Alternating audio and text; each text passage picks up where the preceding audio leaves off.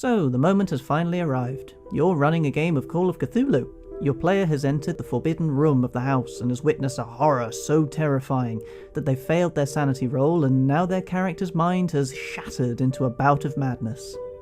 Hello and welcome to something a little bit different for you guys while I work on the next table tale for Halloween. Today I'd like to go over 5 tips that I can offer keepers, both old and new, to use this mechanic in ways that have greatly worked for me, and maybe avoid the pitfalls that can come from making your players' characters go insane. Let's begin.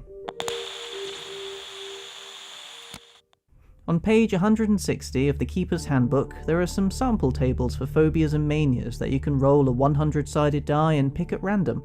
Ignore this table entirely. If the character develops a phobia, it should be related to the event that leads to the situation, or to the character. That way the event has a meaning to the plot, rather than just the result of a poor roll. For instance, let's say we have a character who's all alone at night and witnesses a pack of ghouls eating the remains of a human corpse. It would be strange and confusing for said character to develop astriophobia, or maybe they have a fondness for cats or something other random idea, as there wasn't any of those things in the vicinity to begin with. Instead, the character could now develop a fear of raw meat, or perhaps for an even darker tone, a fascination for carnivorous creatures. These new traits will alter the character, but in a justifiable way that doesn't come across as just forced or random because they failed a roll.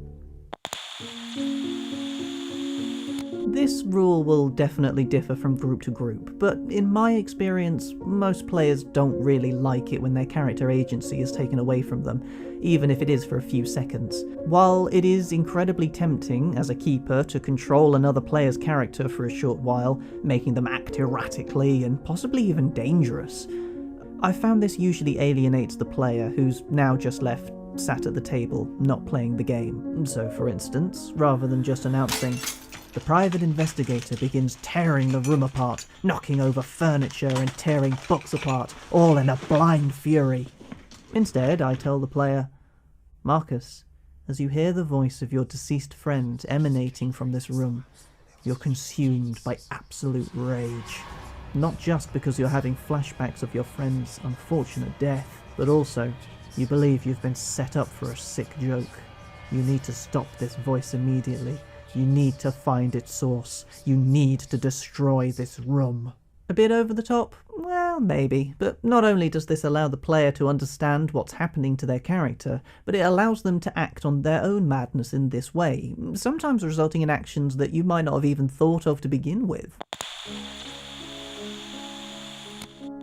Here's a slightly easier tip, but one I think new keepers tend to forget or worry about. Don't push yourself trying to come up with new and exciting ways of making one character go crazy every time they fail sanity rolls. Try this instead. Try and emphasize the madness they've already developed the first time. So, for example, if the character has been known to suffer hallucinations of their friends whenever they're in a difficult situation, perhaps their visions get worse, or start incorporating family members, or monsters that they've already seen before. And after all, what's worse than being surrounded by monsters? Than being surrounded by monsters that you're not even sure are real or not. This is something I see from time to time, and it's a rule I think that deserves a special place on this list. While it is incredibly tempting to use a player's real fears or real phobias in a game, such as putting their character in a room full of spiders if said player is an arachnophobe, you might think it'll make your horror game more effective, and maybe you'll get the reactions from your friends that you want, but most likely all you'll do is upset the player and make them rethink about playing with you ever again. You are the keeper, and your job is to make this game fun for everyone. Alternatively, traumatizing their character by sticking them in a room with their worst fear, well, it is the pinnacle of horror. In fact, that's probably what your players expect from a game such as Call of Cthulhu. If you've ever been in a situation where you're worried that a bout of madness is just going to hinder or completely derail your game, especially at such a pinnacle moment, here's a little something I try and do from time to time, especially when I feel my players are struggling to progress the story. Rather than explain, I'll give you an example. One of my player's investigators is a librarian, and during the night, when she begins reading the forbidden tomes, she reads an entry about summoning a creature from beyond space and time, whose written description alone causes our poor librarian to lose significant sanity at once. Her madness is slow, but grueling, as during the night she is bombarded by images of this terrible creature. When she wakes up, she realizes in horror that this monster is what's causing the recent murders in town. This method is quite tricky to come up with on the spot, especially if you'll never know whether an investigator will or won't succeed their roles.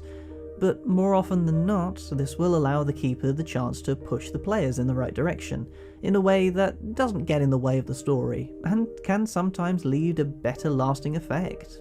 And that's it for this video. Again, it's a little something different for now while I work on the upcoming Halloween story. Until then, thanks for watching.